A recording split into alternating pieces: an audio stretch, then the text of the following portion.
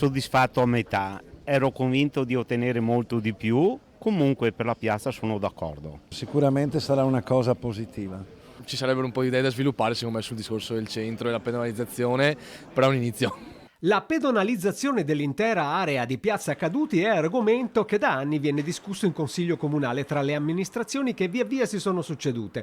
I cittadini intervenuti all'incontro, molti di loro commercianti, hanno sommerso di domande i relatori, ma alla fine il progetto sembra mettere quasi tutti d'accordo. Per me chiudere la piazza è sbagliato, migliorarla sì, ma non chiuderla. Sono sicura che verrà fuori una piazza bellissima. Speriamo poi che continuino con gli eventi che hanno cominciato a essere portati avanti dal nostro assessore Giorgio Copparoni e che comunque hanno fatto riempire per bene la piazza. Speriamo che la piazza venga finalmente definita per bene e a modo, speriamo, solo speranza. Speriamo però che ci porti lavoro e la piazza deve essere funzionale, perché bella sì, ma deve essere funzionale. Dunque eventi, mercatini, negozi aperti, domeniche, nelle festività, deve essere viva.